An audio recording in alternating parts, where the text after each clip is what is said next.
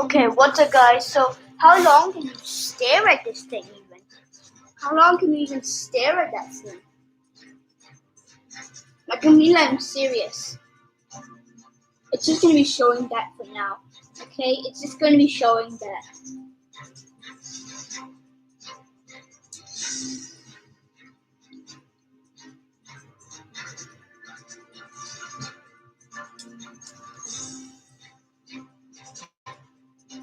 If you can hear me, comment below.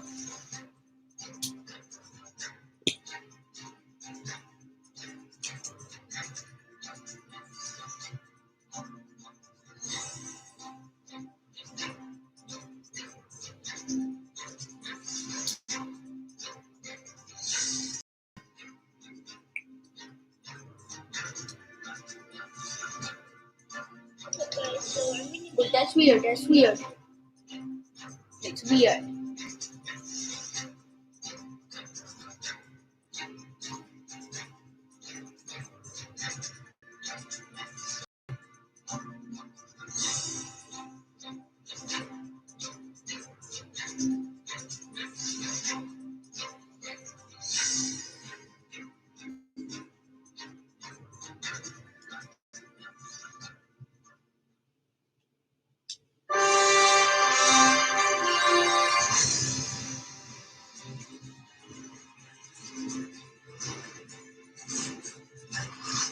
Extreme caution and lockdown fatigue, a warning that Boris Johnson won't make major changes as police say they're losing the battle to keep people indoors. Moving beyond COVID will be a gradual process, not a single leap to freedom.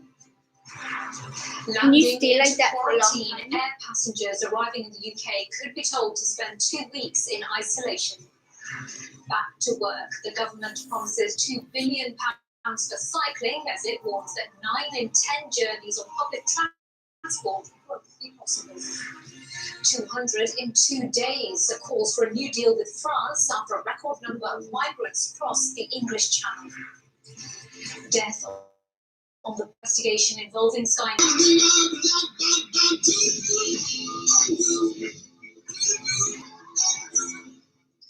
And the man who changed everything, Little Richard, has died at the age of 87. Good morning. 7 weeks. The UK went into lockdown. The Prime Minister will announce yesterday. For those that comment, spread examples of people ignoring the lockdown restrictions, with one force saying it was losing the battle to keep people out of parks, and the Coast Guard pleading with the public to stay away from beaches. Well, Labour is blaming mixed messages from Boris Johnson himself. Our political correspondent Kate McCann reports now on the calls for clarity from the Prime Minister's statement. Central London today, and after weeks of sticking to lockdown restrictions, some now steering It's their like a course out picture, of but it. it's not. For those expecting measures to be eased this Monday, the Prime Minister's big speech is likely Moving beyond COVID for some time. Exasperated police around the country have all but given up trying to impose the rules banning picnics and barbecues. In East London, officers said they were fighting a losing battle, while those on the beat in Brighton struggled to convince people to go home. And in Cumbria, fines were issued after a family drove hundreds of miles to buy a puppy. Their job made more difficult by different messages from governments around the country on when restrictions will be lifted. If there's some differentiality, if in parts of the United Kingdom have different rules, if there's some change in different parts of the No. sectors, No. different parts of the So you can only of like industry, that now. different parts of British life, or indeed around individuals, if it's to do with their own characteristics around age or occupation. It's That infuriating. differentiation makes the policing challenge harder. And as police face a battle on land, the Coast Guard had more calls on Friday than at any other period in lockdown as people took to the waves. The Prime Minister to break them, meeting friends and family for a picnic in the park. Government insiders accept that their messaging could have been clearer at the start of the week, but they say the weather and lockdown fatigue has a part to play too. Confusion too over what will happen with schools. Welsh First Minister Mark Drakeford saying Wales won't be reopening theirs in June amid fears the virus could take hold again. And unions in England want a list of safety demands met before teachers and pupils return to English classrooms. We need to have the reassurance that sending children back in this modest lift of lockdown, if that's what it's going to be, is safe for the children, is safe for the parents, and safe for the staff who work there. And track and trace, I think, would be part of that. But there's nothing. Labour says mixed messages from the government have fuelled confusion. I think it's really, really important that safety comes first and that the government, instead of doing regular off-the-record briefings, just comes out this Sunday with real clarity about what is going to happen and why, so that people understand the basis of the rules, because I think that if people understand the rules, then they're much more likely to follow them. The Prime Minister is known for his linguistic ability, but tomorrow he must strike a tricky balance between option to keep the public with him. If their faith is lost, it may be impossible If to you're win bored, back. you can look at Kate this. McCann, Sky News. And a Can you see reminder it? that you can watch Yeah, if you're Boris bored, Johnson's address to the nation later this evening at 7 o'clock with special coverage from 6 right here Can you on see it? Sky News. Now, the government has repeatedly said that 5 key tests must be met before it would adjust the lockdown. The first is to ensure the NHS No, has it's more sufficient capacity to provide critical care and specialist treatment. A sustained There's- and consistent there's- fall there's a in point where daily you have to deaths just must be only look at happening this in picture. the See recent that test waste period. battery on. Thirdly, there'll need to be Waste reliable data, too much data data. that shows the rate of infection is decreasing to manageable levels. The fourth test is that operational challenges can meet future demand. This includes testing and PPE availability. And finally, any adjustments to the current measures will not risk a second peak, which will overwhelm the NHS. But among the measures now being considered cool. to help contain the virus is a plan for passengers arriving at Britain's airports to be told to quarantine for 14 days. The trade body Airlines UK told Sky News the measures will be introduced to everyone travelling into the UK except those coming from Ireland. Our business correspondent Paul Kelso reports on the plans to quarantine passengers. One of the few Okay, maybe scheduled that's the flights end still for in me the to air show has you this grown. thing. Passengers for now able to pass through the airport and into the UK without checks or restriction. But that is about to change, with the government preparing to require all arrivals, with the exception of those in the Republic of Ireland, to enter a 14-day quarantine period, reversing existing policy. As we get the arm of the reproduction numbers down in the UK and we begin to get things under control, we now have the capacity, as we just discussed in testing as well, it clearly then makes sense to look at what happens at the borders. This year, the UK quarantined more than 200 passengers on flights from Wuhan, China, but has since let travellers come and go freely. But in Italy, all arrivals are required to quarantine for 14 days. The same rules apply in Germany, which imposes a 2-week period of isolation, and France will impose a 14-day period with the exception of travellers from the Schengen zone and the UK.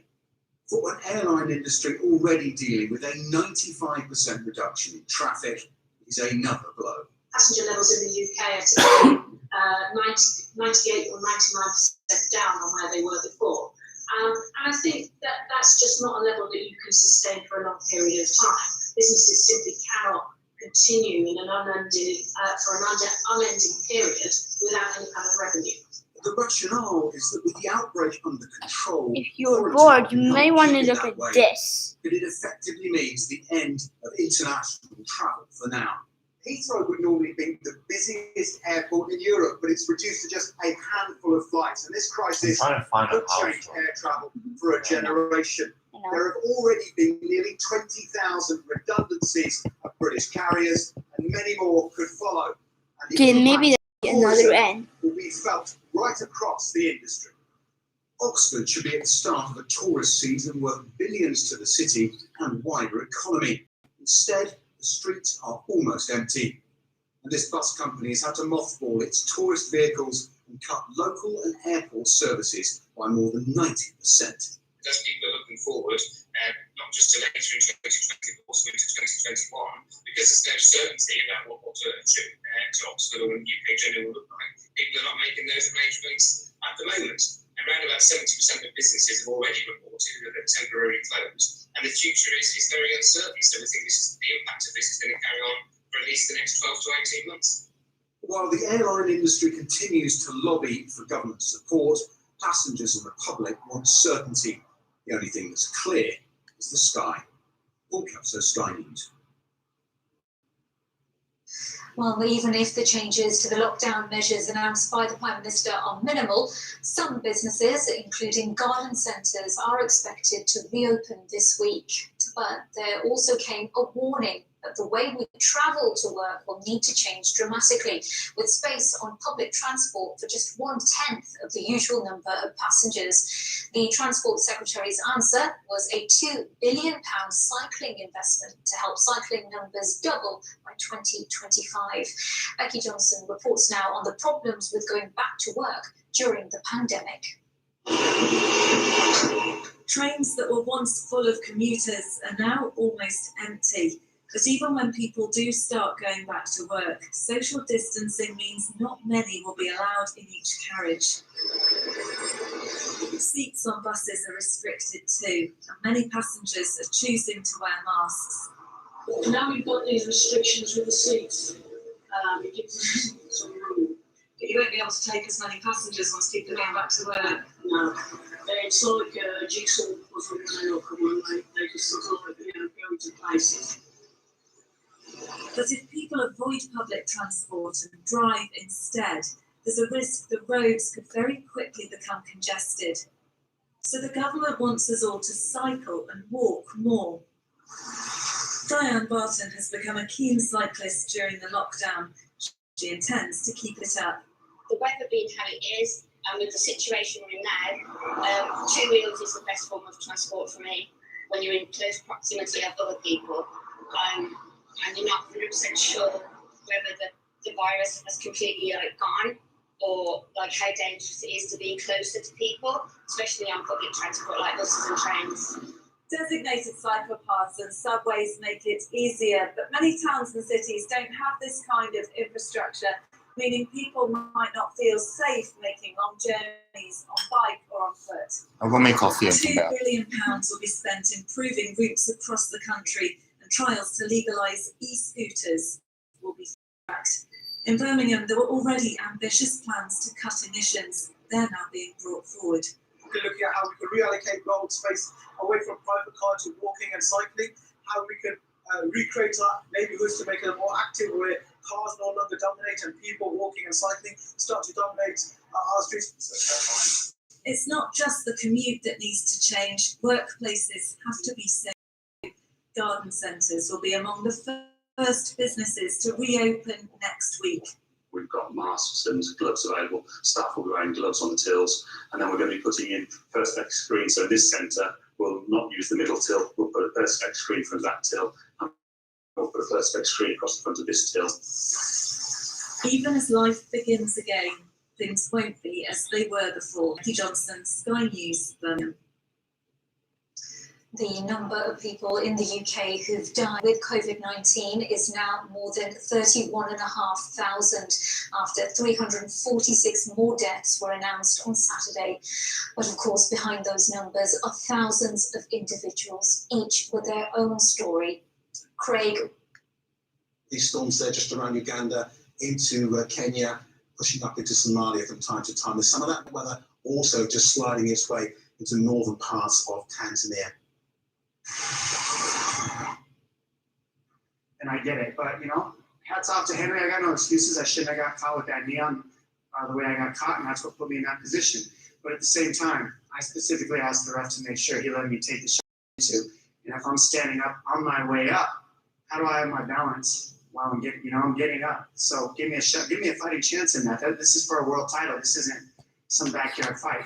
I understand. Now, after that, hearing that Henry Cejudo is going to retire and knowing you were just in a title fight, what are your thoughts about the future? Are you going to go home and think this through, or would you like to get right back in there? I'm not sure. I could have done the same thing Henry's doing if I wanted to. I wanted to finish this fight. I haven't ever been knocked out before. I don't feel that I was knocked out tonight. I feel like I was still in this fight. But if the ref stopped it, the ref stopped it. I specifically made sure and told him that I didn't agree with the stoppage, which a lot of fighters do. But my argument is, if I'm standing up to my feet, how am I knocked out? You can't be standing up and being knocked out at the same time. I understand your point. Always an honor, Club. 6-5, Djokovic. I'm still liking the way Murray's going out, playing these points as a bit.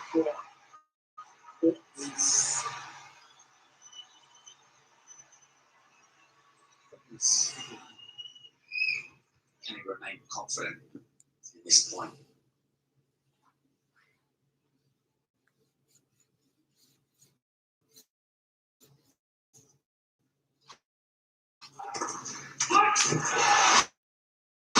He's going to challenge, why not? Center service line, the ball was called out.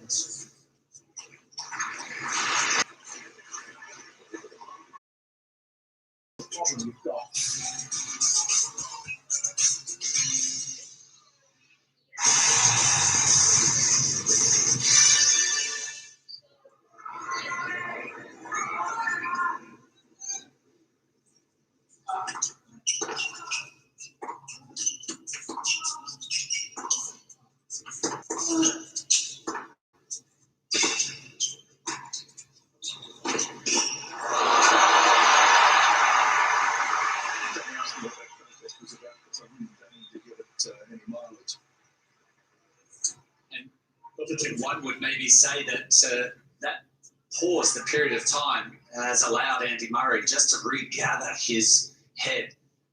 Certainly looking down, so making some negative comments about the way that he'd surrendered the early break.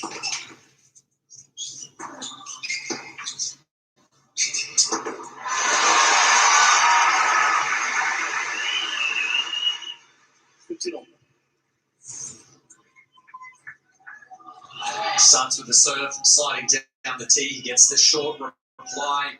Djokovic defends. Any hope for Murray to get off to a 130 lead on his serve?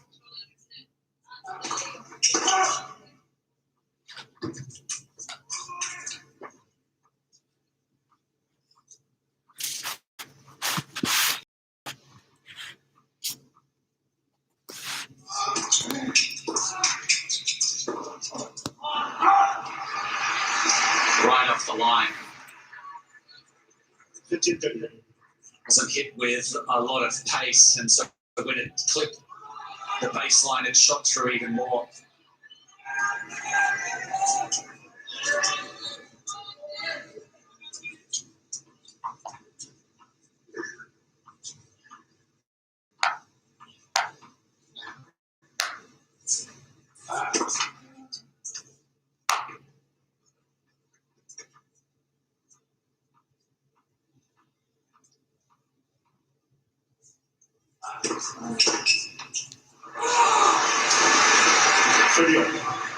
Well, Murray can't believe stepped into the court on that second serve.